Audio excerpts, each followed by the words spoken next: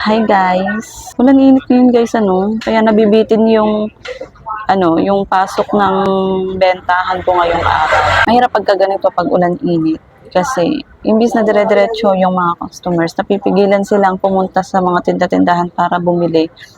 Well, anyways, pag-uusapan natin ngayon guys kung ano yung in demand ngayon sa akin. Kung mga toys ba or mga pagkain na mahilig kutkutin ng aking mga customers. So, kung mapapansin ninyo, wala akong pinapakitang bagong mga toys, mga laruan. Kasi, kung ano yung in demand ngayon sa akin guys, yun yung pinapriority ko. So, since mga pagkain ng in demand ngayon sa akin, hindi muna ako nagdagdag ng mga laruan or wala muna akong balak na dagdagan yung mga laruan ko, dagdagan ng pag-angkat. Pero, ang hindi lang talaga pwedeng mawala is yung slime and yung clay. Slime and clay, yun yung kailangan lagi akong may stocks. Maliban doon, yung ibang mga laruan, kasi kung trip lang ng mga bata bumili, kasama yung parents nila, doon lang sila nakakabili. Karamihan talaga ngayon guys, is mas in demand sa akin yung mga kutkutin, mga candies, lachaw. Kasi hindi na lang din mga bata guys yung customer ko, dalaga, binata, bumibili din, lalo na pag lachaw. May mga candies din silang binibili, lalo na pag mga ganitong mga candies, yung mga ganyan, yung mga sour-sour na mga ganito, mga dalaga bumibili niyan. Hindi lang mga bata. So, ayun nga, tungkol nga dun sa kung ano yung mas in demand sa akin. Mas in demand sa akin, syempre, yung mga candies, mga nachaw. So, dahil sila ang mas in demand sa akin ngayon, dito ako magbe-base guys kung ano yung top selling and fast selling sa akin dito sa mga pagkapagkain na mga paninda ko, itong mga products ko. Sa mga toys, wala muna akong ipapakita na top selling kasi yun nga, wala naman ako mga bagong laruan. So, dito ako mag-base sa mga candies. So, bibigyan ko dito guys ng top selling and fast selling sa akin. Kung makikita nyo guys, ito yung mga candies and lachaw ko, diba? Ayan, palagi nyo na rin naman makikita, wala namang bago dyan. Pero, hindi pa kasi ako nakakapag-reveal sa inyo ng kung ano yung top selling ko dito at kung ano yung fast selling. Well, unahin natin dito guys sa aking mga lachaw. Ayan, para ma-familiarize nyo din guys kung ano yung mga lachaw na meron ako. And masasabi ko sa inyo guys na masasarap lahat yan. So kung may bala kayong mag-angkat ng mga lachaw, so tingnan nyo yan guys. Ayan yung mga itsura nila. Ayan, pwede nyo yan isali sa mga options nyo na bilhin para paninda nyo din. So, kung pipick ako ng pinaka-top selling dito is I think itong hotdog lachaw. Ayan. Ito guys ang pinakamabenta sa akin. Siguro dahil mataba siya, masarap siyang nguyain, tsaka satisfying dahil nga mataba yung kanyang size.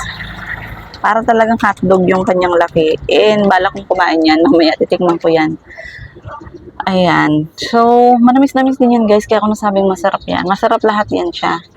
So, kung magpipik naman, kung magbabanggit naman ako ng mga fast selling, kasi yung difference kasi ng top selling and fast selling, mabilis siya, pero may mas mabilis pang mabenta sa kanila. Yun yung tinutukoy ko na top selling. So, ito nga yung top selling. So, yung iba dito, kung pag-uusapan natin yung fast selling, I think ito, ayan, fast selling dito, pero syempre, hindi siya matatalo nitong hotdog lachaw. Itong holiday refuse to work. Then, ano ba? Eto guys, fast selling din to ito. Ayan. Gluten. Barbecue kasi flavor nito, kaya siguro masarap para sa kanila talaga. Ayan, maliban dyan, lahat naman yan guys, nabibilhan ako. Pero yun lang talaga yung mga fast selling and top selling sa akin. Ito guys, nabibili din to. Ito, ayan, mga nabibili lahat din sa akin. Pero gusto nga lang na mag-pick ng pinaka-the best talaga sa kanila. Pagdating naman dito guys sa aking mga candies, ayan, titigan nyo yung mga candies na yan. Lahat yan masasarap. Lahat yan nabibenta. Walang kulelat yun sa kanila talaga. Ayan. Diba noon hindi ko pa matukoy kung ano yung top selling ko. Ngayon guys, meron na akong may bibigay sa inyo na pinaka top selling ko talaga. Kumbaga best seller. As usual, itong smoky popping. Kung noon hindi ko pa siya hindi ko pa siya ma-declared na top selling pa din siya kasi nga bagong display ko pa lang nun at yung ibang mga bata na bumibili nito is pati mga dalaga, hindi nila alam na meron ako niyan. Susunod na nalaman nila, ayun, mabilis na yung bentahan natin. Ayan, oh. Ayan, so kailangan ko na ulit mag-refill. Ito, kaka-refill ko lang nito kahapon. Madami pa to eh. Ayan na siya, oh. So, ayan, itong lemon at apple, kailangan ko na mag-refill. So, yan yung best seller ko, guys. Pwede nyo yan i-try sa tindahan ninyo. Baka patukin din siya ng mga customers ninyo. Lalo ng mga bata. And, kung pag-uusapan naman natin is fast selling. Halos lahat naman sila guys is fast selling. Ayan, kasi mahilig yung mga bata sa mga sour-sour. Kasi lahat ng ito, mga sour yan, mga maasim yan dyan. Ayan, mahilig sila sa mga asim. Kung naghahanap kayo ng mga candies guys, na mga sour-sour, ayan yung mga pangalan nila, o sour crunchy. Ito, lagi kong kinakain yan. Ito, meron ako nitong naka-ready lagi pag kakain ako ng rice. After kasi, para akong nauumay.